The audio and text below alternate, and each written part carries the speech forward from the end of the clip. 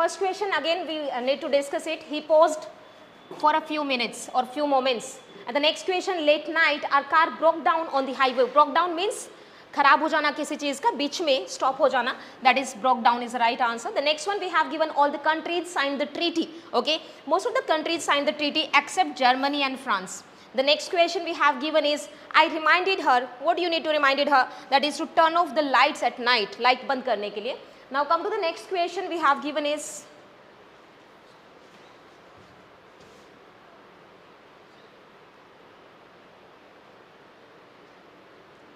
question number 5, that is they told us about the woman, which woman? You can say who lived the next door. Who lived the next door. Next question, I will see you at the end of the February. The next question we have given is, I dislike films that have sad endings. Okay, that should be the right answer. Question number 8 we have,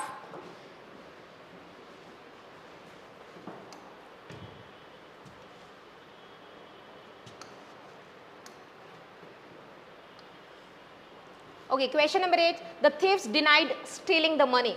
Next question, did you drop in to see Sunita on your way home? Okay, what's the meaning of drop in? That means to do a casual visit, you can say.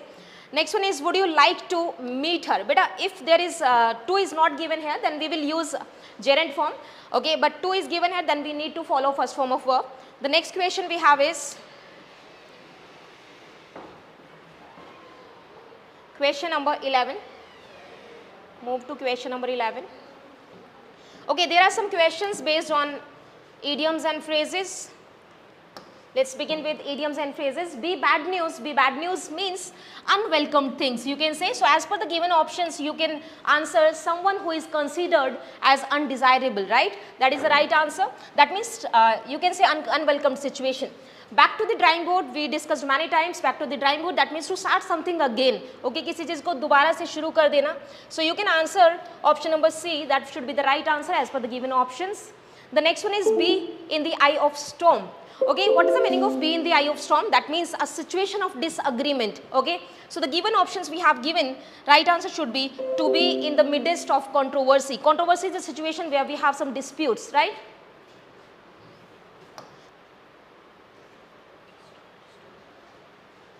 Okay, question number 13 is again based on idiom, that is be in the eye of the storm. That means to be the midst of the controversy. Okay, so the next question we have is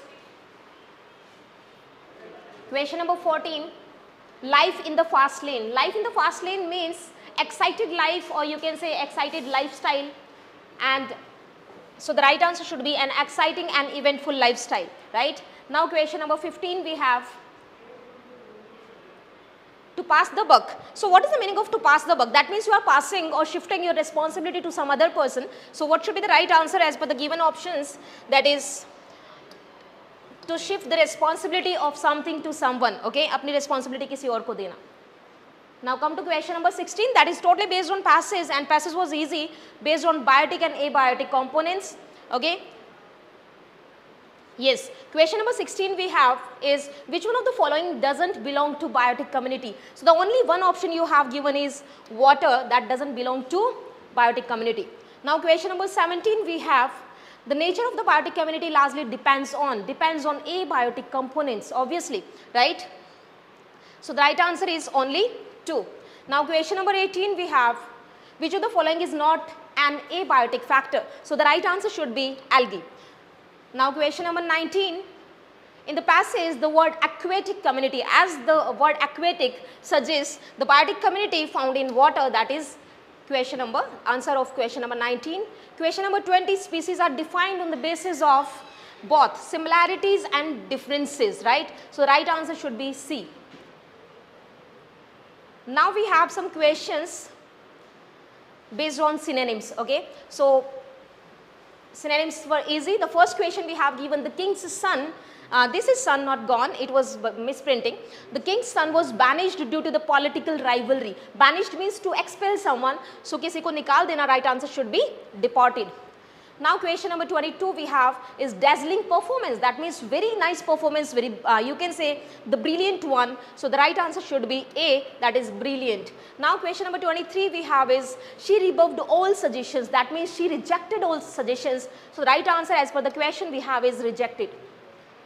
Now question number 24, disown करना, on मतलब अपनाना किसी चीज़ को, disown किसी चीज़ को abandon कर देना, तो right answer should be abandoned. Question number 25, skeptical we have given, the public was skeptical about the new government policy. That means the public was doubtful, okay. So the right answer of skeptical is doubtful. Now we have some questions based on closed test. It's okay students, I will directly, okay, question number 26. Yes, so the first question we have given is the Earth's climate is continually changing and evolving. Some of these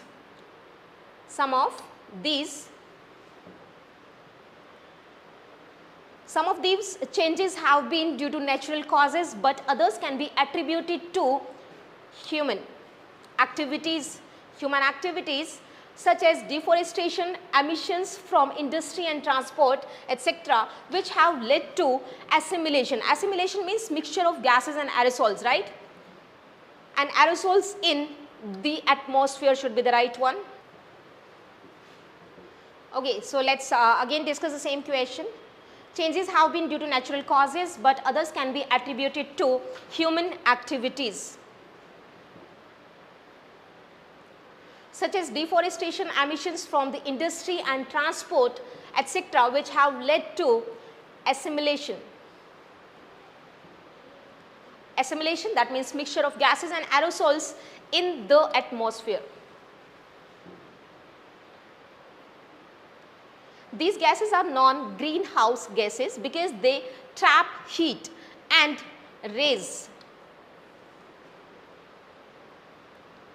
And raise मतलब बढ़ाती हैं air temperatures near the ground, acting like a greenhouse on the surface of the planet. We can't say crust, that would be wrong answer because crust is also a surface, so right answer should be planet. In order to create and strengthen the scientific and analytical capacity for the assessment of climate change in the country, different studies under climate change action program have initiated. That means initiate किए जा चुके हैं. And the last question of closed test we have is, many important bilateral and multilateral meeting and negotiations are held at regular intervals.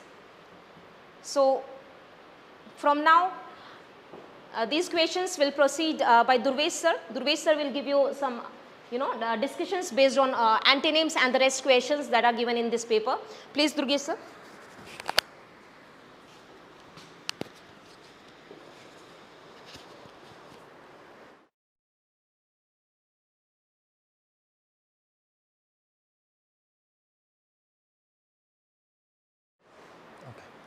Okay, very good evening students. Let's move to the another section of opposite.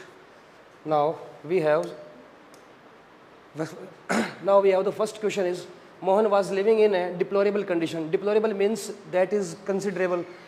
Then we have to answer for its antonym. Now we have commendable, because despicable and opprobrious both are similar to each other. So let's move to another part.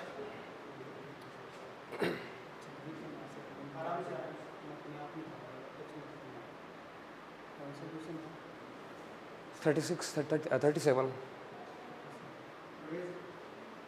Okay, sir. Okay. Now we have these exercise will counteract the effects of stress and tension. Counteract means होता है कि किसी चीज़ को बाहर कर देना, किसी चीज़ से okay ना. तो counteract का मतलब होता है किसी चीज़ को निष्प्रभावी कर देना, ठीक है, इसका इफेक्ट बिल्कुल ख़त्म कर दिया जाए. तो हमें किसी चीज़ के इफेक्ट को बढ़ाना है तो वो क्या हो जाएगा, एक्सर्बेट. तो ये हमारा इसका राइट आंसर हुआ. बाकी फॉइल, थ्वार्ट वगैरह ये सारे इसके सिनोनिम्स बन जाते हैं. हमें एंटोनिम बताना है. You have to persevere with difficult students. Persevere means to continue, to carry on. तो कैरी ऑन इसका सिनोनिम है, बट हमें एंटोनिम बताना है, तो इसका मतलब हो जाएगा गिव अप। गिव अप का मतलब हो गया छोड़ देना, त्याग देना, और परसिवर का मतलब होता है किसी चीज़ को कंटिन्यू करना। Now their new colour scheme is hideous. ये थोड़ा सा स्पेलिंग में भी थोड़ी प्रॉब्लम आई है। हाइडियस का मतलब हो चुका है एक तरीके से अनप्लीजेंट। तो जो भी चीज़ें अनप्लीजेंट है तो हमें वो चीज़ चाहिए कि जो प्लीजेंट है। तो प्लीजेंट के लिए क्या रह जाएगा, तो केवल एक ही वर्ड है। बाकी देखो मकाब्र, ग्रोटेस्क और अपालिंग तीनों का मतलब एक तरीके से अनप्लीजेंट को बताता है। तो हमारा आंसर हो जाएगा इसका beautiful. Next, everywhere they go they squander their earnings. यानी कि जहाँ कहीं पर भी वो जाते हैं तो वे अपने पैसे को उड़ाते हैं। तो स्क्वांडर का मतलब हो चुका पैसों को उड़ाना, तो हमें पैसों को बचाना है, इसलिए हमारा आंसर हो जाएगा मैनेज। नेक्स्ट पार्ट देखिए PQRS यानी कि पैराजम्बल का सीक्वेंस का क्वेश्चंस का टाइप है। तो शुरू करते हैं 41 से। सबसे पहली बात, हमारे पास में जो लिखा है R ऑप्शन, तो इस R ऑप्शन से कभी सेंटेंस शुरू नहीं हो पाएगा। इसका मतलब हमारा D ऑप्शन तो डायरेक्ट एलिमिनेट कर पाएंगे। फिर हम देखेंगे कि इंक्लूड बेसिक फ्रीडम्स, यानी कि P से सेंटेंस शुरू नहीं हो पाएगा, लेकिन P का कोई भी ऑप्शन हमारे पास में गिवन नहीं है। तो एक बात तो क्लियर होती है कि सेंटेंस की शुरुआत जो है हमें Q से ही करनी होगी। अब देखिए A और C A और B ये दो ही ऑप्शन हमारे पास में ऐसे हैं जिनकी शुरुआत हमारे को Q से मिल रही है। लेकिन जब आप ऑप्शन नंबर B के ऊपर जाते हो तो आप एक जगह जाकर के फंस जाओगे, और वो ये है कि जब आप इंडिविजुअल के साथ में बेसिक राइट जोड़ोगे तो इंडिविजुअल्स होना चाहिए था। यदि इंडिविजुअल्स हमें दिया हुआ होता तो हम B ऑप्शन की तरफ जाते, लेकिन अब हमारे को जाना किसकी तरफ होगा, A ऑप्शन की तरफ। तो इस बात का आपको ध्यान रखना होगा कि इंडिविजुअल के साथ में यदि बेसिक राइट्स को कभी कनेक्ट किया जाएगा तो इसका पॉजेसिव केस हमें इस्तेमाल करना होगा, यानी कि हमें इसका अपोस्ट्रोफी एस के साथ इसका यूज करना होगा। नेक्स्ट क्वेश्चन के ऊपर चलते हैं। 42, for many millennia been in the making. देखो यहाँ से आपको हिंट मिलता है बीन, यानी कि Q से सेंटेंस कभी शुरू नहीं हो पाएगा, और Q का कोई भी ऑप्शन हमारे पास में गिवन नहीं है। लेकिन आप देखोगे कि यहाँ पर देखिए दैट हैज़ और दैट हैज़ बीन, यानी कि एक पेयर बन रहा है जिसके अंदर R के ठीक बाद हमें Q को लेना होगा, और R के बाद में Q हमारे पास A ऑप्शन में है, बाकी इस ऑप्शन में नहीं है, इसके ऑप्शन में भी नहीं है, और इस ऑप्शन में भी नहीं है। तो केवल हमारे पास में एक ही ऑप्शन बचता है, और वो कौन सा हो जाएगा, A ऑप्शन। नेक्स्ट 43 लिखा है an epoch that was imbued for its people of the start of with. देखो यहाँ से कुछ एक हिंट लेते हैं हम। एक बात आप देखो इसको कॉमन समझिए कि यहाँ पर ऑफ प्रेपोजिशन है और यहाँ पर विथ, यानी कि Q के ठीक बाद कभी भी R आ ही नहीं सकता। तो जिन ऑप्शन में Q के ठीक बाद R है वो हट जाएंगे। तो C ऑप्शन गया, B ऑप्शन गया, ये दो ऑप्शन तो चले गए। अब हमारे पास ऑप्शन या तो बच रहा है A और या बच रहा है D। अब हम देखेंगे तो R से क्या सेंटेंस शुरू हो सकता है, तो फिर R से सेंटेंस शुरू नहीं हो पाएगा, यानी कि हमारा ऑप्शन केवल कौन सा बचेगा, A ऑप्शन बच जाएगा। तो ये हमारा इसका आंसर बन जाएगा। नेक्स्ट 44 देखो लिखा है science and mathematics exhibition for a discussion on the fourth coming, फिर आगे लिखा है to be present before the principal all students have. देखो जब रीडिंग करते हैं तो ये बात तो क्लियर होती है कि सेंटेंस का जो इनिशियल जो पार्ट होगा वो यहाँ से होगा, all students have been instructed, यानी कि मैं ये तीन ऑप्शन, ये दो ऑप्शन तो डायरेक्ट हम यहाँ से एलिमिनेट कर पाएंगे, यानी कि आंसर हमारा इन दो के ऊपर बनना है। अब आप इसमें एक हिंट के रूप में देखोगे तो देखो इंस्ट्रक्ट के बाद में टू प्रेपोजिशन का यूज होता है, और वो कौन सा ऑप्शन है, तो एस के बाद में आर, तो एस के बाद आर हमारा कौन सा ऑप्शन हो गया, सी। तो हमारा राइट आंसर हो गया सी। नेक्स्ट 45 ये अच्छा क्वेश्चन है। देखो हमारे पास में इस सेंटेंस में देखो इस पूरे पार्ट के अंदर एक हिंट मिली है, वो है क्या है, द टीम नाउ हैज़। अब देखो जैसे ही हमें हैज़ दिखाई पड़ रहा है तो इसका मतलब ये हुआ कि या तो इसके बाद में कोई वर्ब की थर्ड फॉर्म हमें मिलनी चाहिए, और यदि ये हैज जो है यदि कोई पोजीशन शो कर रहा है तो ये पोजीशन शो करने की वजह से ये किसी नाउन के बारे में बात करेगा। तो आप जानते हो कि एस के बाद आर नहीं आ पाएगा, यानी कि एस के बाद आर जिन ऑप्शन में है वो सारे हट जाएंगे, लेकिन एस के बाद आर किसी भी ऑप्शन में नहीं है। दूसरी बात, एस के बाद में आप देखोगे कि क्यू भी नहीं आ पाएगा, तो एस के बाद क्यू जिन ऑप्शन में वो भी सारे हट जाएंगे, तो ये दोनों ऑप्शन हट गए। और यहाँ पर देखो कि एस के बाद एस कभी सेंटेंस का लास्ट नहीं ओपन पाएगा, इसका मतलब ऑप्शन कौन सा हो जाएगा हमारे पास में, सी ऑप्शन हो जाएगा। नेक्स्ट अब देखो हमें यहाँ पर वर्ड की क्लास को बताना है, यानी कि कौन सा वर्ड ऐसा है जो नाउन बन रहा है, कौन सा एडजेक्टिव है, कौन सा एडवर्ब है। तो देखो हमारे को ये गिवन है कि माई हम्बल अबोर्ड, तो ये जो अंडरलाइन वाला पार्ट है इसके पार्ट ऑफ स्पीच के ऊपर हमें काम करना है। तो हमें दिया है कि माई पॉजेसिव एडजेक्टिव है, और पॉजेसिव एडजेक्टिव हमेशा नाउन के साथ आता है, इसका मतलब ये जो अबोर्ड है ये नाउन बनेगा, तो ऑप्शन हो जाएगा हमारा A. Next the situation is beyond our control. ये बहुत कॉमन क्वेश्चन में से एक है। बियॉन्ड का मतलब क्या है? बियॉन्ड का मतलब होता है किसी चीज़ के डिस्टेंस को बता रहा है, दूरी को बता रहा है। तो ये जो बियॉन्ड है एक तरीके से प्रेपोजिशन है, तो ये बिल्कुल रेगुलर प्रेपोजिशन में से एक है। तो ये हमारा आंसर हो जाएगा इसका D. Next, I didn't tell him anything except that I needed. देखो हमारे को यहाँ पर थोड़ा ध्यान रखना है, केवल अंडरलाइन वाला पार्ट पूछा है। यदि केवल एक्सेप्ट का यदि आपको जवाब देना होता तो हमारा आंसर होता है इसका प्रेपोजिशन। लेकिन ये भी ध्यान रखना है कि एक्सेप्ट दैट पूरा यदि कंबाइन में लिखा हुआ हो तो ये कभी भी प्रेपोजिशन का फंक्शन नहीं करेगा, ये कंजक्शन का फंक्शन करेगा। केवल यदि एक्सेप्ट दिया हुआ है तो वो प्रेपोजिशन का काम करेगा, अदरवाइज ये क्या काम कर रहा है? कंजक्शन का। Next question, he dry clean my coat nicely. ये बहुत रेगुलर एडवर्ब की तरह काम करता है। जिन वर्ड्स के लास्ट में ly जुड़ता है मोस्टली वे वर्ड्स क्या काम करते हैं? एडवर्ब का। ऐसा नहीं कहा है कि सारे वर्ड्स एडवर्ब बन जाएंगे। नेक्स्ट, तो लास्ट क्वेश्चन हमारे पास में है, would you like two by this new item. हमारे को दिया हुआ है दिस। इस दिस के दोनों आंसर हैं, ये डिटरमिनर भी हो सकता है और ये एडजेक्टिव भी है। लेकिन यदि हमें डिटरमिनर हमें अलग से दिया हुआ है तो हम इसी को टिक करेंगे। लेकिन यदि ऑप्शन में यदि डिटरमिनर नहीं दिया होता तो हमारा आंसर क्या हो जाता? एडजेक्टिव। लेकिन फिलहाल हमारा आंसर क्या माना जाएगा? ए ऑप्शन माना जाएगा। तो ये हमारा इंग्लिश का पार्ट यहाँ पर कंप्लीट होता है। अब नेक्स्ट पार्ट के ऊपर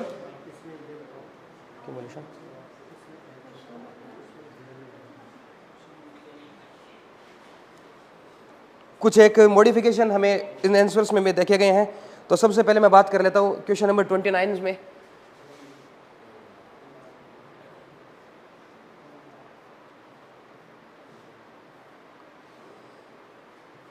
क्वेश्चन नंबर 29 में थोड़ा सा ये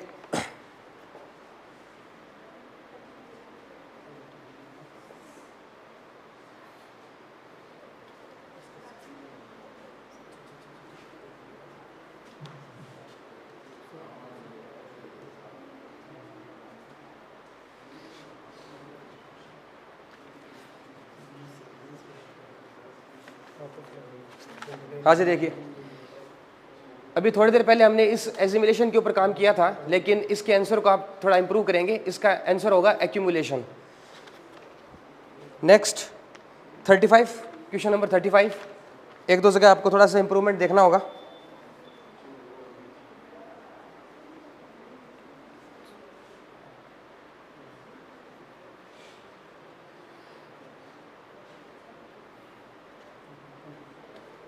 हमें लिखा है कि meetings and negotiations are held, और हेल्ड के साथ हमने भी थोड़ी देर पहले हमने ऑन पूरा लिखा है नेगोशिएशंस आर हेल्ड, और बाद में लिखा है रेगुलर इंटरवल्स। ये इतना पार्ट जो इस हेल्ड के साथ में जुड़ा हुआ है। तो अभी थोड़ी देर पहले आपको हो सकता है आपको हेल्ड के साथ में ऑन बताया होगा, लेकिन होल्ड ऑन जो होता है उसका मतलब होता है किसी चीज़ को होल्ड करना, रोक के रखना। लेकिन इस वजह से लेकिन यहाँ पर इसका राइट आंसर जो है हेल्ड के साथ में ऑन ना होकर के एट हो जाएगा। तो held at regular intervals. Any more?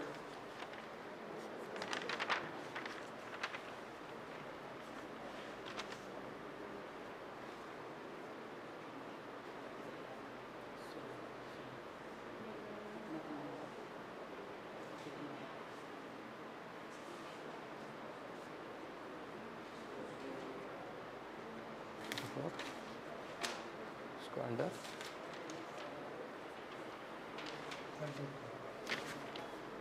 34 क्या? क्वेश्चन नंबर 34, एक छोटा सा इंप्रूवमेंट 34 के अंदर भी देखेंगे आप।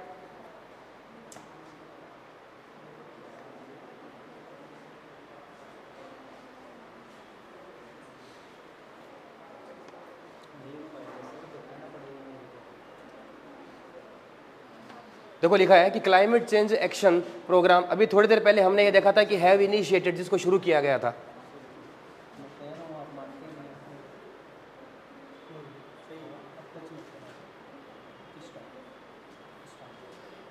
अभी हमने थोड़ी देर पहले इस क्वेश्चन नंबर 34 के लिए आंसर मार्क किया था हैव इनिशिएटेड। तो आप इसको थोड़ा इंप्रूव करेंगे। इस हैव इनिशिएटेड किस गए आपको करना है हैव डेवलप्ड। तो इन चीज़ों को आप थोड़ा सा इंप्रूव कर लेंगे। तो ये हमारा इंग्लिश का जो सेक्शन है वो कंप्लीट हुआ। तो जो फॉलोइंग सेक्शन जो है उसके ऊपर काम करेंगे। तो नेक्स्ट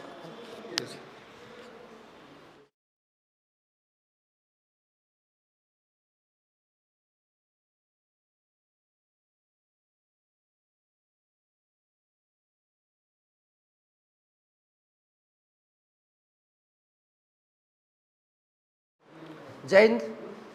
एनडीए का जो पेपर आपका है जीएस पार्ट का, वो मॉडरेट रहा है, कोई वैसे हार्ड पेपर नहीं है, बट कुछ क्वेश्चंस ऐसे हैं जो थोड़ा सा अपर लेवल लेते हैं, बाकी नॉर्मल वाले क्वेश्चंस जो हैं लगभग सारे वही हैं, और क्लासरूम में जो डिस्कस ऑलमोस्ट वही सारा कुछ है।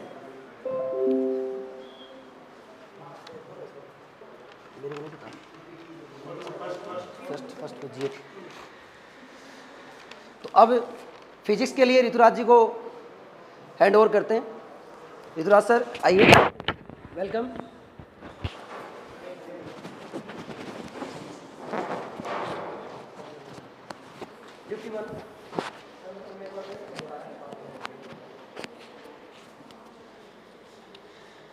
यस, यही है।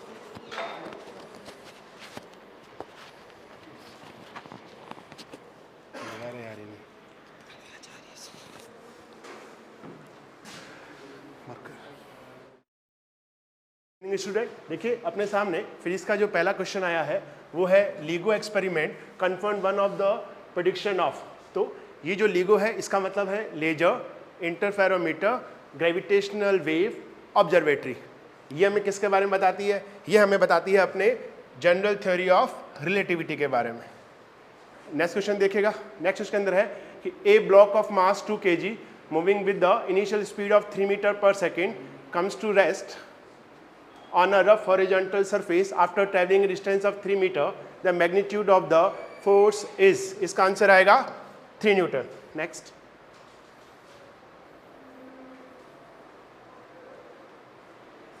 which of the following is primarily responsible for the conduction of current in a metal? सबको पता है मेटल के अंदर करंट किसकी वजह से होता है? फ्री इलेक्ट्रॉन की वजह से। नेक्स्ट क्वेश्चन 54 हिस्ट्री से बनवाइए।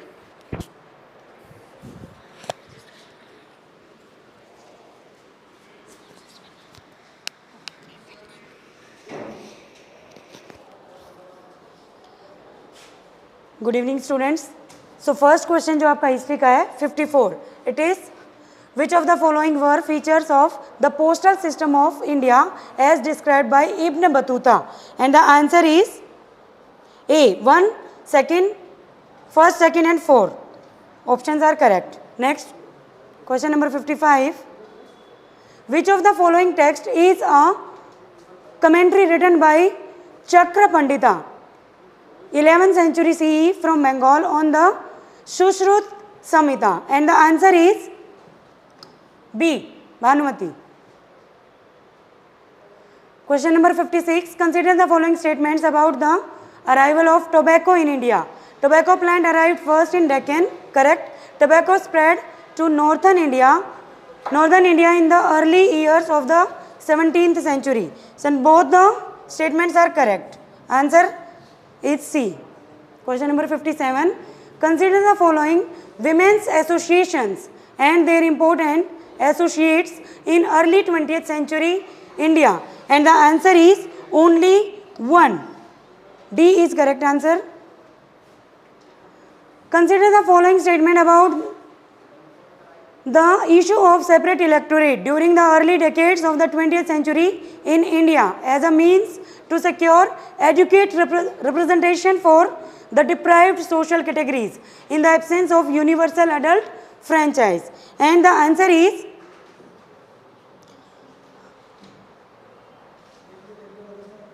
association electorate, yes. Second, and B is correct answer.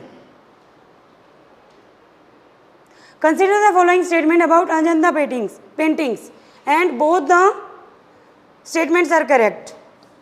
So option C is correct. And now the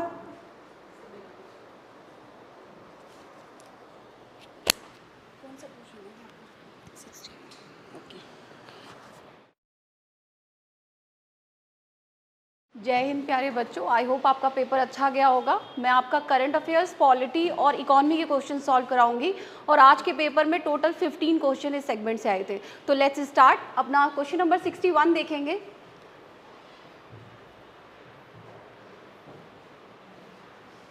yes, 61 which of the following statements with regard to the square kilometre array project is are correct. देखिए इसमें दोनों options correct है और India अभी इसका member नहीं बना है और ये ऑस्ट्रेलिया और साउथ अफ्रीका का ज्वाइंट वेंचर है। Next sir, exercise desert cyclone बहुत ही इजी है, ये यूनाइटेड अरब एमिरेट्स और इंडिया के बीच में हुआ है और अपने राजस्थान में हुआ है। Which of the following statement with regard to the constitution of finance commission, आप चाहें तो इसे पॉलिटी में भी कंसिडर कर सकते हो और करंट अफेयर्स में भी, क्योंकि 16 फाइनेंस कमीशन अभी बना है और इसके जो चेयरपर्सन है वो डॉक्टर अरविंद पनगड़िया हैं और जैसा कि आप जानते हैं कि इट्स अ कॉन्स्टिट्यूशनल बॉडी और इसका मेंशन कॉन्स्टिट्यूशन में आर्टिकल 280 में किया गया है। तो आप देख लो यहाँ पर 280 की जगह यहाँ पे 263 लिखा हुआ है, तो जाहिर सी बात है इसमें सिर्फ पहला स्टेटमेंट जो है वो सही होगा।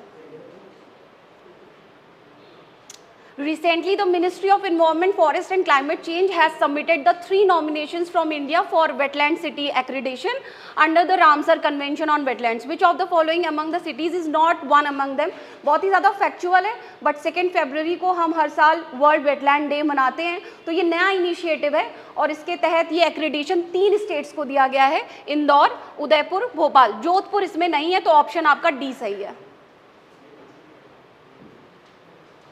Which of the following statement is are correct?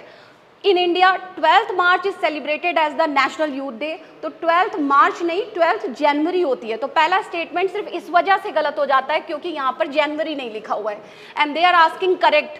तो नेशनल यूथ डे हम सभी जानते हैं कि स्वामी विवेकानंद की बर्थ एनिवर्सरी पे मनाया जाता है, तो यहाँ पर सिर्फ सेकेंड जो बी ऑप्शन है सिर्फ वही सही है।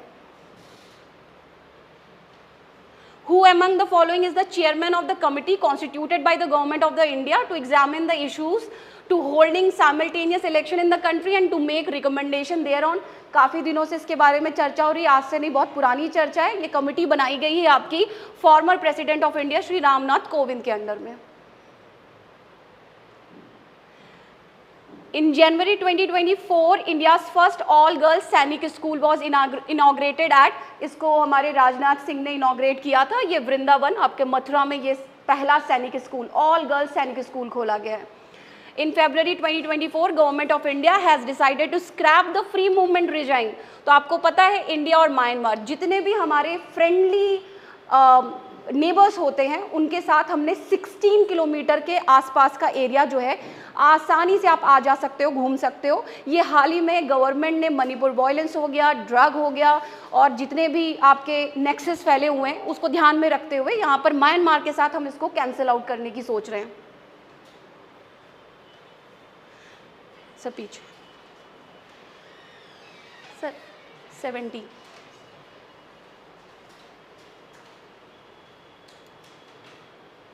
Who among the following is the author of the book Why Bharat Matters? ये तो बहुत ही फेमस बुक है, सभी जानते होंगे, काफ़ी न्यूज़ में रहा है। ये एस जयशंकर साहब ने लिखी है, काफ़ी अच्छी बुक है, आपको बाय कर लेनी चाहिए। अब ज्योग्राफी का क्वेश्चन है, सर बताएंगे।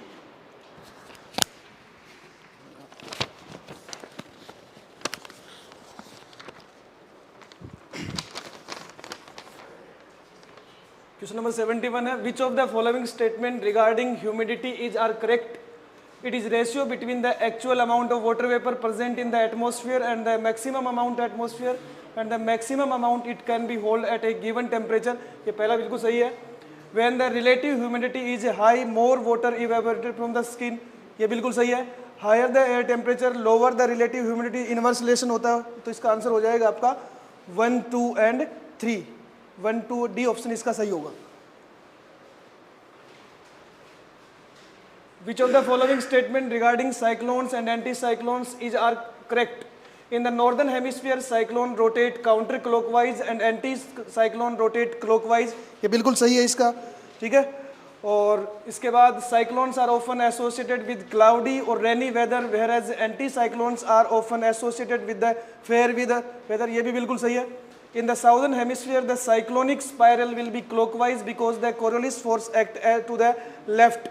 ये भी बिल्कुल सही है, तो इसका डी आंसर होगा। 1, 2 एंड 3 तीनों ऑप्शन इसके ठीक है। उसके बाद क्वेश्चन नंबर 73 है, identify the sea port in India on the basis of the given character. It is more than a century old port on the west coast of India. 1 century से पुराना कौन सा पोर्ट ये बताना है। It is a natural harbour protected by break water and also by a mole. A deep draft channel of about 14 meter depth permits large vessels to enter the harbor. Select the correct answer. Sea port बताया गया, पूछा गया आपसे जो 1 century पुराना है, तो इसका सही आंसर होगा मार्मा गोवा पोर्ट है, ये आपका गोवा में है। ठीक है। Identify the iron and steel plant on the basis of the given characters. It is receive coal from Jharia. Jharia से कोल कौन से स्टील प्लांट को मिलता है। Power for the electric furnaces is procured from Hirakud. Hirakud से इसको एनर्जी मिलती है। What is obtained from Koel and Sankh rivers. ठीक है, इसका सही आंसर होगा आपके लिए राउरकेला स्टील प्लांट, क्योंकि हीराकुंड जो है आपका ओडिशा में है और राउरकेला भी कहाँ है, ओडिशा में है।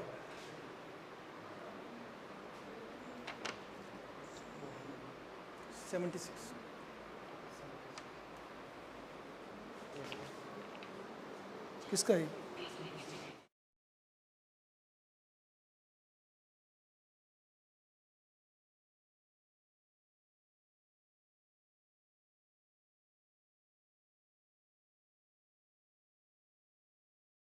ओके 66 क्वेश्चन देखते। Consider the following statement about INS Sagar ध्वनि।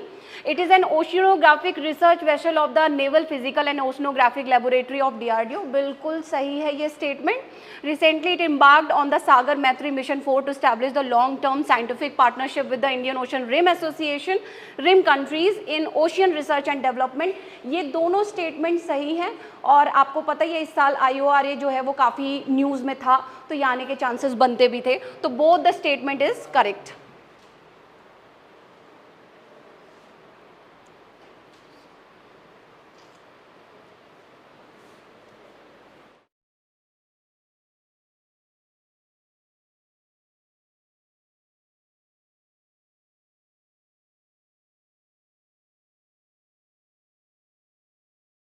Sir geography.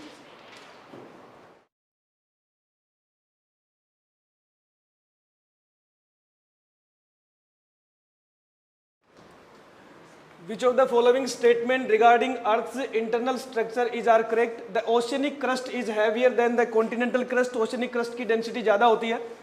Most of the Earth's internal heat is from mantle। इसमें ये अधूरा है, इसमें mantle लिखा होगा। Large convective cells in the crust circulate heat and drive plate tectonic forces। तो इसका सही आंसर होगा आपका 1 and 1, 2 and 3 डी ऑप्शन होगा इसका।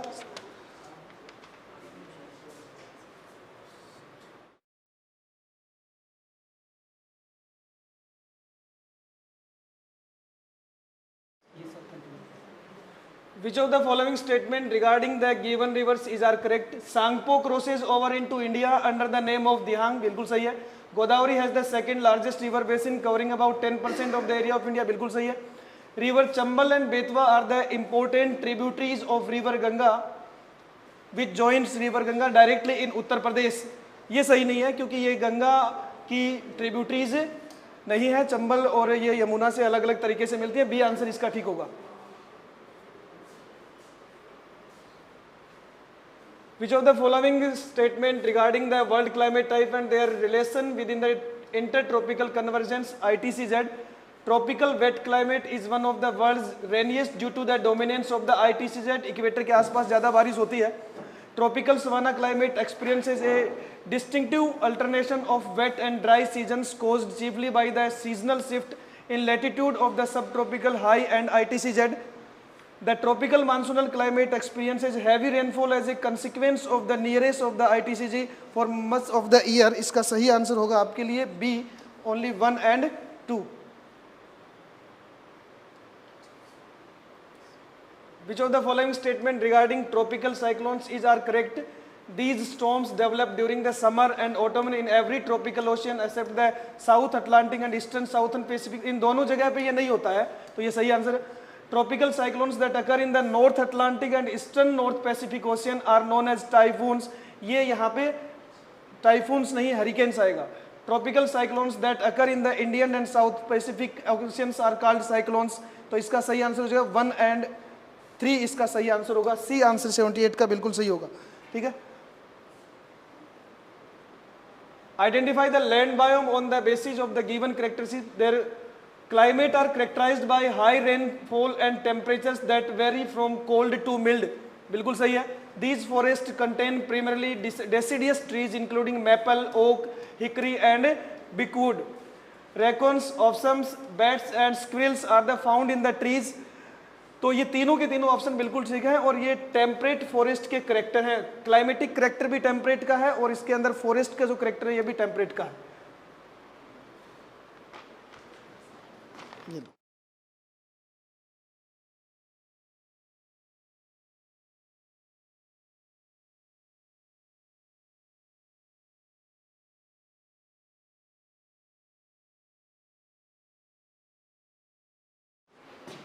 So very good evening students, and here we go for the biology section. The question number 80th.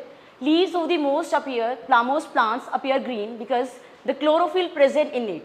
Actually it absorbs red and blue light while reflecting the green light. So option A is the correct option here. Next is, in most prokaryotes the chromosome number is, it is 1. Option D will be the correct answer. Next, bacterial DNA is referred to as NIC because it is not associated with. So it is not associated with histone protein during the transcription process. So the correct option as per the given option is option B. Next is, which one of the following cells produces antibodies against foreign antigen? So as per the given option, lymphocytes is the body that produces the antibodies against a foreign antigen. Now next.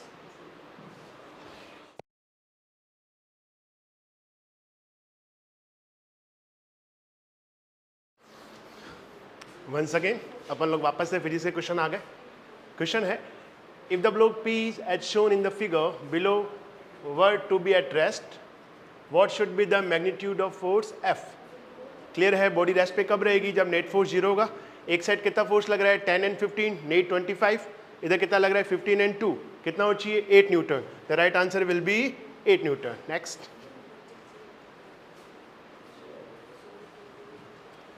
of the following which does not belong to a nuclear reactor? Nuclear reactor से कौन belong नहीं कर रहा? The answer is a mechanism to reduce CO2 emission. उसमें अपन CO2 emission को reduce करने के लिए कोई मैकेनिज्म यूज नहीं करते।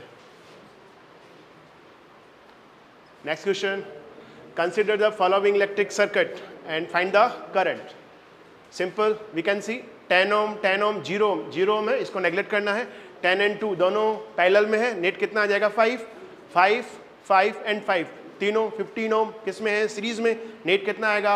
15। So simple, I is equal to V by R. V is given up 10 and R is given 15. Answer is 10 by 15 ampere. Then option B, 10 by 15 ampere. Next, a microscope may be combination of, everyone knows that the microscope is the combination of two convex lenses. Most of the devices only convex lens को use करके बनती हैं। For human eye, where U is the distance of an object from the eye, F is the focal length of the lens and V is the distance of image from the eye. Which of the correct schematic graph? चारों graph में सही graph बताना है। पहला graph किस में है? V और U में। अपन सबको पता है कि हमारी आंख जो इमेज बनाती है कहाँ बनाती है? रेटिना पर।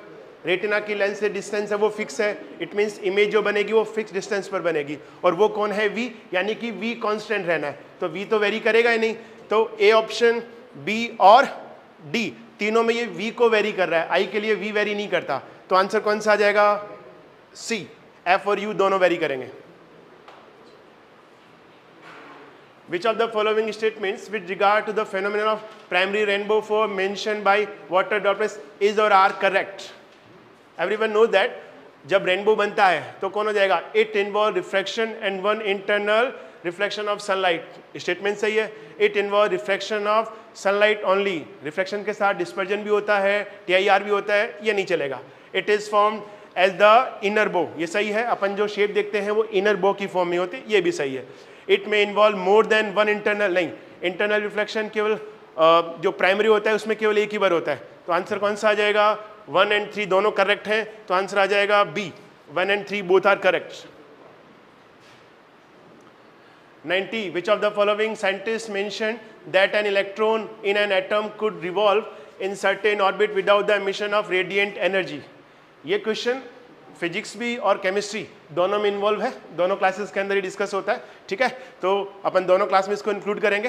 तो यहाँ इसका आंसर क्या आ जाएगा, सबको पता है। फर्स्ट टाइम किसने बताया था कि इलेक्ट्रॉन स्टेशनरी ऑर्बिट में रोटेट होता है? That is Niels bore.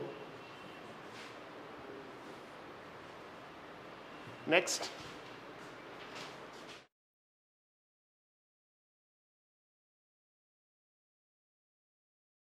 Question number 91 है सैंड ड्यून से। Which of the following statements regarding barchan is are correct?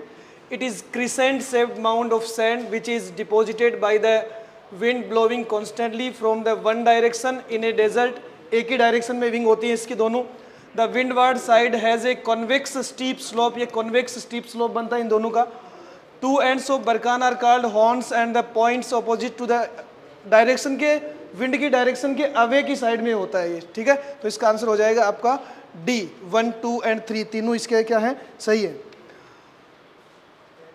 Which of the following statement regarding regur soil is are correct? It is a light coloured clayed and the fertile soil. ये गलत है क्योंकि ये light coloured नहीं होती है। तो option के हिसाब से आप इसका देखेंगे तो बी आंसर इसका ठीक हो जाएगा, ठीक है। Which of the following statement regarding clouds is are correct? Clouds are classified on the basis of the altitude and their form, बिल्कुल सही है। According to the altitude they are classified as the high, middle and low clouds। ये तीन तरह की categories इनकी होती हैं। Stratus, Nimbostratus and Stratocumulus are high clouds। ये low clouds होते हैं, high clouds नहीं होते। तो 1 and 2 इसका क्या होगा, सही होगा, ठीक है। क्वेश्चन नंबर 94 देखिए। Consider the following statement regarding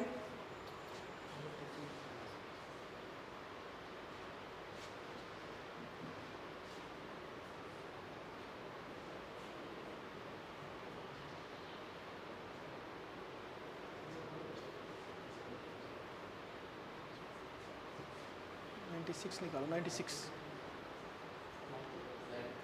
94। The movement of a front causes a flow change in weather in the area over which it moves. Cold fronts are associated with thunderstorm, बिल्कुल सही है। Warm front is the boundary between an advancing mass of warm air where it is overriding and rising above a mass of consider air। ये भी बिल्कुल ठीक है। इसके सही आंसर हो जाएंगे 1, 2 एंड 3। डी आंसर इसका ठीक होगा। Consider the following statement regarding soils. Soils having a very high content of sodium and calcium, pH more than 7.0, alkyl line soil होती हैं। Black cotton soil and had developed on the Deccan basaltic lava under hot and humid conditions। ये भी बिल्कुल ठीक है। Laterite soils are characterized by the deep weathered layer from which silica has been leached। ये भी सही है। इसका सही आंसर होगा 1, 2 and 3। Consider the following characteristic of a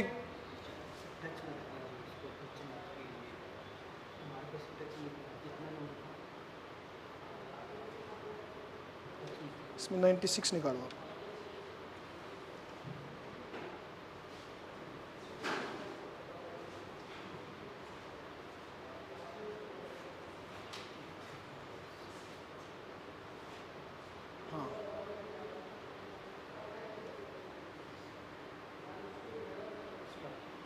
ये ग्रासलैंड से क्वेश्चन है। An extensive area of mid latitude grassland are devoid of trees and shrubs, जिसमें ट्रीज नहीं होते हैं। The climate is characterised by hot summers, cold winters and relatively low rainfall occurring mainly in spring और summer के time पे low rainfall होता है जिसमें। In humid parts grasses grow to a meter और मोर इन हाइट। ये तीनों के तीनों जो करेक्टर है ये स्टेपीज जो आपके ग्रासलैंड्स हैं उसके हैं।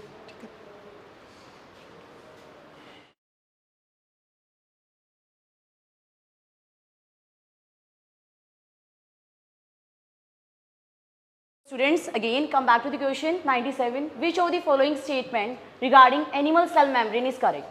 They are composed of phospholipids only. Then option B, they are composed of proteins only.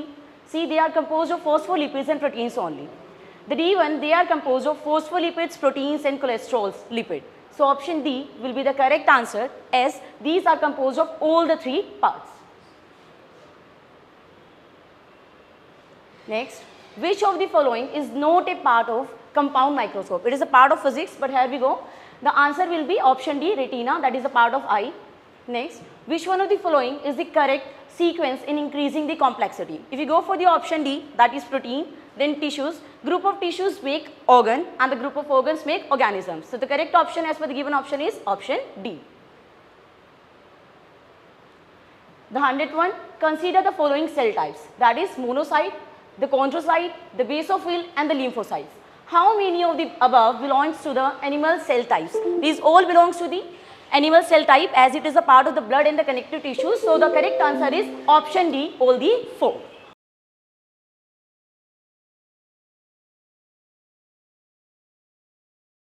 Okay, so the next question is, in the human digestive system, which one among the following is the role of the pancreas? If you go for the option C, secretion of lipase, amylase and protease, that will be the correct option, that is option C. And the last from the bio portion is, consider the following statement, DNA replication takes place when chromatin is opened up. It is correct statement. Then chromatin organizes itself into rod-shaped chromosomes before cell division. That is also good because chromatin condenses to form chromosomes. The next one is, both prokaryotes and eukaryotes have the same process for cell division. This is the incorrect statement as prokaryotes are using cell, that is binary division for the cell division, and the eukaryotes, as you know, it uses mitosis and cytokinesis. So as per the given option, the option B, that is 1 and 2 is the correct option.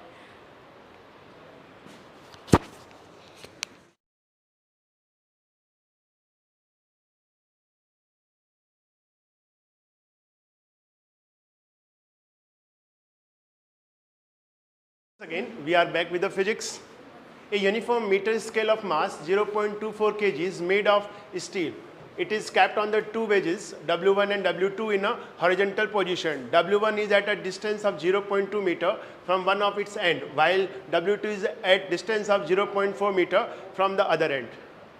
If the force on the scale is N1 due to W1 and N2 is due to W2, then we have to calculate the answer.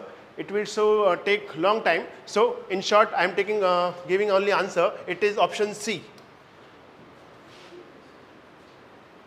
Next, escape speed from the Earth is close to 11.2 kilometer per second, and other planet whose radius is half of the Earth's radius and whose mass density is 4 times that of Earth, the escape speed in kilometer per second will be. तो escape velocity का formula अपन सबको याद है, density में जब आप convert करेंगे तो आपके पास फॉर्मूला आएगा v is directly proportional to r root rho. जब आप इन दोनों की वैल्यूज पुट करेंगे तो आपके पास जो आंसर आएगा उसमें ये आएगा कि दोनों के अंदर जो वेलोसिटी रहेगी वो इक्वल रहेगी. v एंड v डैश दोनों में क्या रहेगा, इक्वल रहेगा. So answer will be 11.2 kilometre पर second. Which one of the following does not apply to sound wave in fluids? So as we know, they are transverse. तो अपन को पता है ये longitudinal होती है, ठीक है. तो अपन ये transverse आंसर रॉन्ग हो जाएगा. नेक्स्ट क्या आ जाएगा? A ball of 0.1 kilogram mass is dropped on a hard floor from a height of 0.42 meter and it rises to a height of 0.2 meter. अपन ने बॉल को ड्रॉप किया 0.45 मीटर से और गेंद टप्पा खा के वापस कितने पे आई है, 0.2 मीटर पे. If it was in touch with the floor for 0.1 second, the net force it applied on the floor while bouncing is. तो अपन सीधा सा इसका आंसर निकाल लेंगे. F इज इक्वल टू क्या आ जाएगा, change in momentum upon time taken. Time taken given है, अपन लोग इक्वेशन ऑफ मोशन से जब टकराएगी फाइनल वेलोसिटी निकालेंगे क्योंकि डिस्टेंस गिवन है. टप्पा खा के जब वापस आएगी इनिशियल स्पीड निकालेंगे, फिर दोनों का चेंज इन मोमेंटम आएगा. तो आपका जो आंसर आएगा वो आएगा 5 Newton. Next question, which of the following statements regarding simple pendulum is correct? Simple pendulum has a time period independent of amplitude. सबको पता है कि जो टाइम पीरियड है सिंपल पेंडुलम का वो किस पर डिपेंड नहीं करता, एम्पलीट्यूड पर डिपेंड नहीं करता. क्यों नहीं करता? ऑप्शन आएगा B, for any amplitude because the net force on the bob is always proportional to its displacement. Displacement चाहे स्मॉल हो चाहे बिग हो कोई फर्क नहीं पड़ता, वो हमेशा उसके प्रोपोर्शनल है. Next, Which one of the following about different frictional force is correct? सबको पता है स्टैटिक फ्रिक्शन सबसे लार्ज होगा, काइनेटिक उससे कम, रोलिंग उससे कम. ऑप्शंस, ओके, इसमें ऑप्शन टाइप नहीं हो पाए हैं, कोई बात नहीं, अपन सीधे बता देंगे। ये है कि अपन ने मेटलिक बोर्ड को यहाँ से ड्रॉप किया, ये जो बोल रखा हुआ फ्रिक्शनलेस सरफेस पे है, तो ये कितनी हाइट पे जाएगा? तो आंसर है सेम हाइट पर जाएगा, बट उसमें दो ऑप्शन है। सी ऑप्शन है कि सेम हाइट पे जाएगा, और जो ऑप्शन ए है उसके अंदर ट्रेजेक्ट्री और हाइट दोनों बताया हुआ है। तो अपन कौन सा आंसर प्रेफर करेंगे? ऑप्शन ए करेंगे, जिसमें ट्रेजेक्ट्री भी बताई गई है और हाइट भी बताई गई है। हाइट सेम है तो option will be A. Next, how high does the bob, ये ऑप्शंस आ गए अपने पास, तो ये ऑप्शन आ जाएगा A. Okay sir, drop it. ये ऑप्शंस भी आ गए हैं, नेक्स्ट पेज पर थे। नेक्स्ट है consider the two statement given below. दो स्टेटमेंट है, पहला कह रहा है कि इंफ्रारेड वेव्स जो हैं वो हीट वेव है, सबको पता है इंफ्रारेड वेव्स हीट वेव्स होती हैं। दूसरा, water molecules readily absorb infrared waves, सबको पता है कि वाटर सबसे ज़्यादा इंफ्रारेड वेव को एब्जॉर्ब करता है। दोनों स्टेटमेंट सही हैं, बट स्टेटमेंट 2 जो है वो 1 को एक्सप्लेन नहीं कर पा रहा, तो जो आंसर आएगा वो ऑप्शन आएगा बी। नेक्स्ट, ये कैलकुलेशन के लेंदी है, तो इसमें अपन देखो ध्यान से, मैं हिंट देता हूं, आप लोग सॉल्व कर सकते हैं। इसमें देखिएगा, जब अपन ए से आगे बढ़ते हैं तो इसके बाद ये वापस क्या हो रही है? सीरीज रिपीट हो रही है, और कहां तक जा रही है? इन्फिनाइट तक जा रही है। तो आपको सिंपल सा क्या कर लेना है, जो रेजिस्टेंस पूरे का होगा, क्योंकि इन्फिनाइट तक है तो इसके आगे का भी वही होगा, तो अपन क्या करेंगे, इसका रेजिस्टेंस x मान लेंगे। x मानने के बाद इक्वल टू में भी जो नेट आएगा वो भी x हो जाएगा। फिर आप सीरीज पैरेलल कैलकुलेट करोगे तो आपका ऑप्शन आएगा B. Next, an electric circuit is given below. पहले आपको एक V1 जो बैटरी सेल दिया हुआ है, रेजिस्टेंस लगाया हुआ है, उसके अंदर करंट की वैल्यू आप लोग को बताई हुई है, ठीक है, ये रही 1 मिली एम्पियर। फिर कह रहा है अगर अपन ने 2 जोड़ दिए, तो ये क्वेश्चन 12 से लिया गया है, जिसके अंदर सेल्स का कॉम्बिनेशन लिया गया है, ठीक है। तो इसका आंसर जो आएगा वो आएगा आपका 3 मिली एम्पियर। नेक्स्ट, आपको देखो ध्यान से, आपको करंट गिवन है, आपको करंट गिवन है, आपको टाइम गिवन है, और चार्ज की वैल्यू पूछी है। सीधा Q is equal to IT से आप सॉल्व करेंगे तो आपका आंसर आएगा D, 9000 coulomb. Next question, which of the following is the best shape of a solid metal rod to form the top end of a lightning conductor. Lightning conductor चाहिए जो easily light emit कर सके, तो जो sharp as वाला होता है वो ऐसा करता है, तो अपना ऑप्शन कौन सा आ जाएगा? ए आ जाएगा। Which of the following force is or are fundamental in nature? सबको पता है gravitational force, electromagnetic force, strong and weak nuclear force, सारे के सारे फंडामेंटल फोर्स है। तो ऑप्शन क्या आ जाएगा? D, 1 2 3 all are fundamental. Next, a spherical cell of outer radius r and inner radius r/2 contains a solid sphere of radius r/2. The density of the material of the solid sphere is rho, and of the sphere, and the cell is rho/2. What is the average mass density of the large sphere thus formed?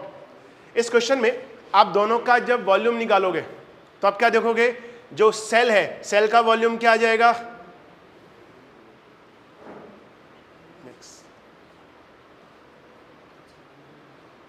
16।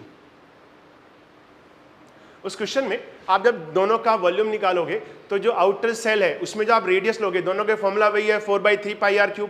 जब आप outer वाले की radius लोगे तो उसमें क्या हो जाएगा, इस सॉलिड जो स्फीयर है अंदर वाला, उसकी रेडियस आपको सब्ट्रैक्ट करनी पड़ेगी, तो वो r-r/2 आएगा, तो वो भी r/2 आ जाएगा।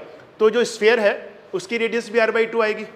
जब आप सेल की निकालोगे उसकी भी r/2 आएगी, तो दोनों की रेडियस का जो मैग्नीट्यूड है वो सेम है, रिजल्ट दोनों का वॉल्यूम सेम आ जाएगा। और जब वॉल्यूम सेम हो तो अपन को डेंसिटी का फॉर्मूला पता है, क्या होता है, रो is equal to ρ1 plus ρ2/2।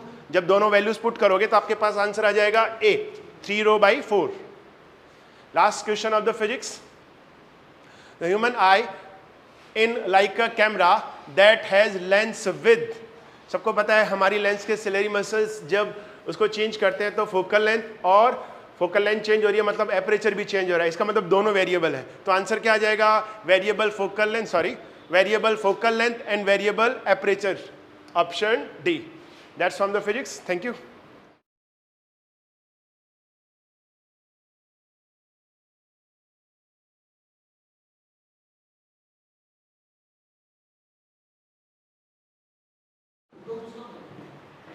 Okay, question number 18 का जो आंसर है वो आपका है 1, 2, 3 ओनली, सी ऑप्शन।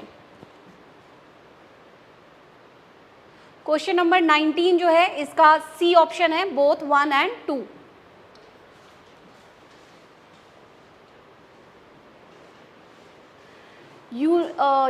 अच्छा ठीक है, इसमें क्रोनोलॉजी फिट करनी है, ये आपका बैठ जाएगा 1, 4, 3, 2। 5 ईयर प्लान इकोनॉमी से क्वेश्चन है, इसमें इनकरेक्ट ढूंढना है, ये आपका expansion of the consumer goods sector हो जाएगा। That's it. अभी हिस्ट्री, ऑल द बेस्ट मेरी तरफ से आप सभी।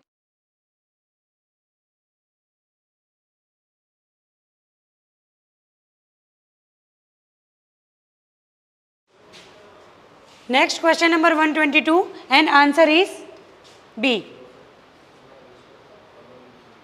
And question number 123 answer is B. Same. Two statements are correct.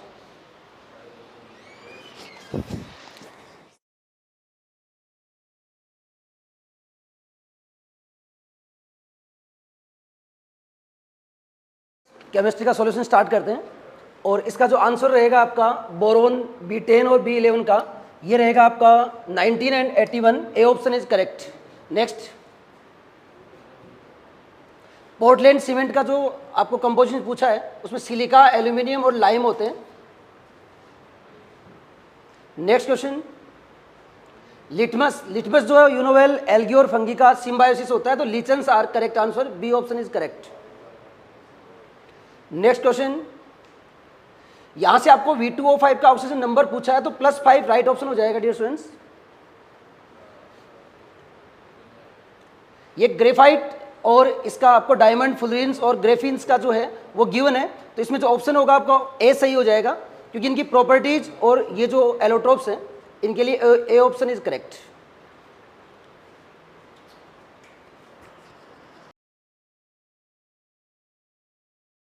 Regarding the international dateline, it is roughly 180-degree meridian which deviates slightly east and west to avoid land areas surrounded by the Atlantic Ocean. ये गलत option है। The date to the east of this line is 24 hours earlier than to the west. ये बिल्कुल सही है, इसका answer होगा 2। Which of the following statement regarding aurora is correct? इसका सही आंसर होगा आपका D, 1, 2 and 3।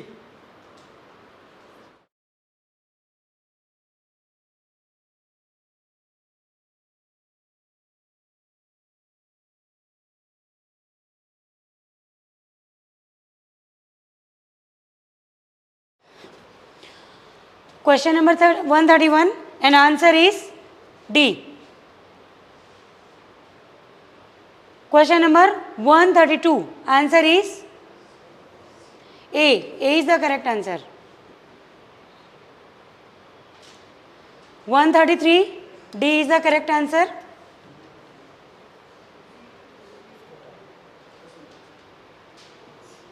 33 133 33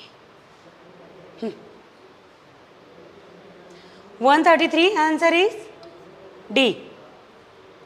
134 answer is A.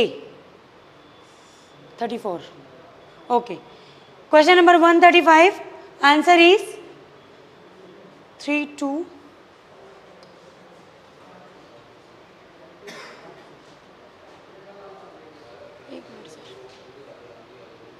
Question number 136 and answer is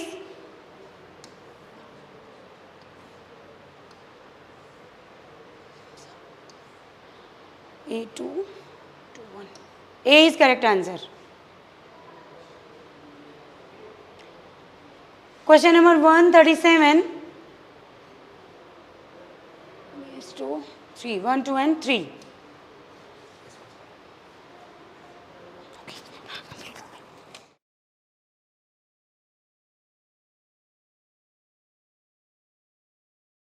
Dear students, water gas is a mixture of CO and H2 is the right answer. B option is correct. Next question. Human body works on the pH range of 7 to 7.8 is correct answer here. Very important questions and dear students, as it is answer और आपके notes में से हैं. Which one of the among following statements as reference the properties of water? Latent heat of fusion water is very low. ये wrong है आपका, तो B option is correct here. Which among the following compounds electricity? Ethyl acetate is correct. ये question थोड़ा correct नहीं है क्योंकि ये ओडर और फ्रेग्रेंस जो है ना फ्रूट लाइक स्मेल, तो ये आपका इथाइल एसीटेट इसका राइट होगा क्योंकि ये क्या है आपका ईस्टर होगा, तो ये आंसर सही है इसका. Next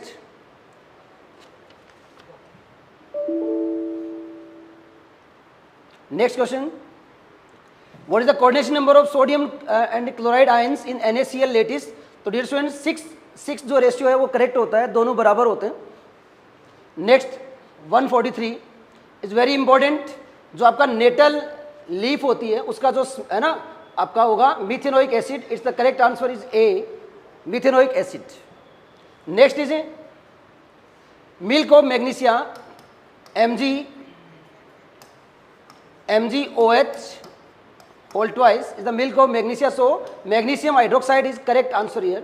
Magnesium hydroxide is correct answer here. Next question, soap with water forms. It's very important question और यही क्वेश्चन ऐसा है जो थोड़ा सा क्लिक करेगा माइंड को आपको. तो इसमें जो है आपका लायोट्रोपिक लिक्विड क्रिस्टल जो है वो राइट आंसर होगा. D option is correct.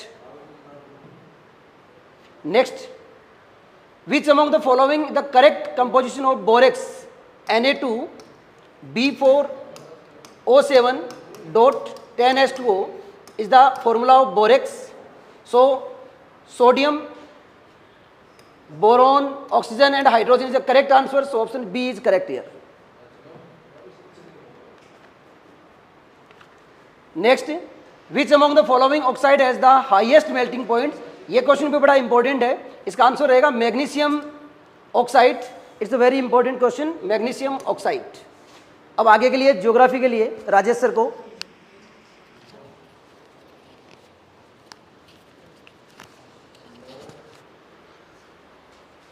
Question number 148 का आंसर होगा आपके लिए सी, बोथ 1 and 2.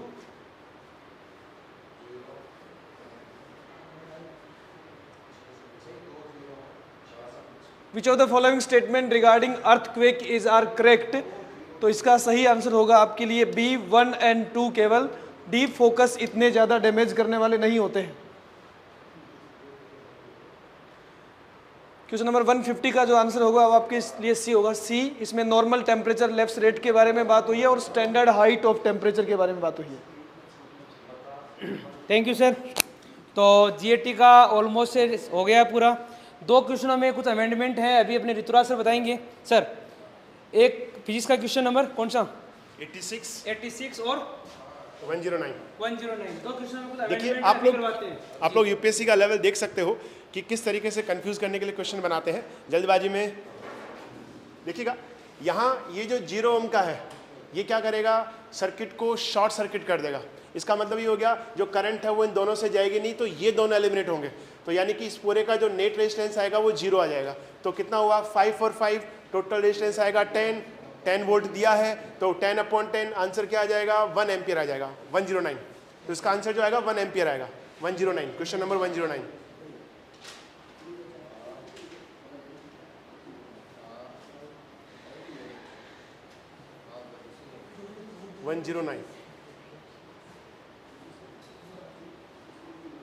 देखिए इस क्वेश्चन के अंदर जब ये बॉब इससे टकराएगा और जब इलास्टिक कोलिजन होगा तो ये अपना पूरा मोमेंटम इसको ट्रांसफर कर देगा. तो इसका मोमेंटम 0 हो जाएगा, तो ये एट रेस्ट आ जाएगा और ये मोशन में चला जाएगा. तो जो x है वो कहाँ पे आके रुकेगा, b पे आके रुक जाएगा. तो इसका जो ऑप्शन आएगा वो कौन सा आ जाएगा सर?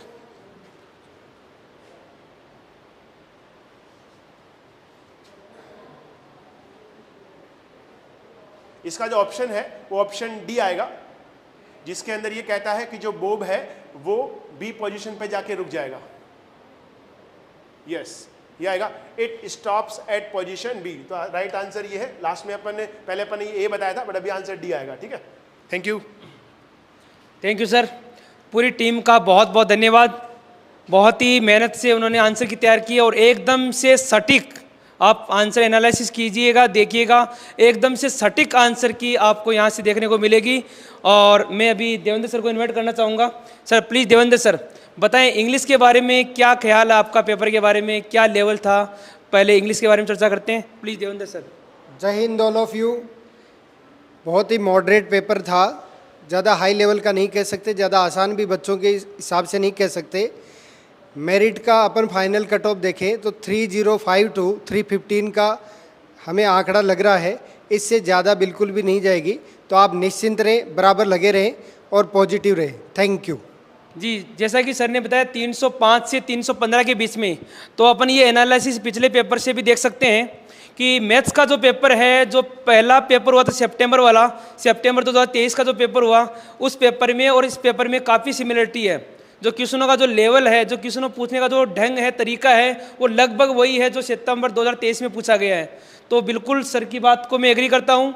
एक 305 से 315 320 तक ये मेरिट जा सकती है। तो जो बच्चे 315-20 तक हैं वो बिल्कुल सेफ जोन में हैं। आप एसएसबी के लिए तैयारी अभी से शुरू कर दीजिए। अपना एसएसबी का पैनल लगातार जुड़ रहा है, आप देख रहे हैं पीछे, ये एसएसबी रिकमेंडेड स्टूडेंट्स हैं। All India first rank, all India 18th rank in female candidate और ये है ऑल इंडिया 19th रैंक। तो ये सारे एसएसबी रिकमेंडेड कैंडिडेट्स हैं 2023 के। अभी हम आपको इनवाइट कर रहे हैं एसएसबी के लिए। अपना नया बैच 25 अप्रैल 2024 को शुरू हो रहा है, तो आप जल्दी से जुड़ जाइए। अगर आपके 315 प्लस हैं और जिन बच्चों को लग रहा है कि मेरे अभी अंडर 300 हैं, मुझे और मेहनत करनी है, उन बच्चों को भी यही कहूँगा कि अपना नया बैच अभी लॉन्च किया है हमने, तो आप अगले सितंबर के लिए जुड़ जाइए। अभी आपके पास 4 से 4.5 महीने का टाइम है और आप अभी जुड़ के अपना आगे का टारगेट पूरा कर सकते हैं। Thank you. जय हिंद, जय भारत।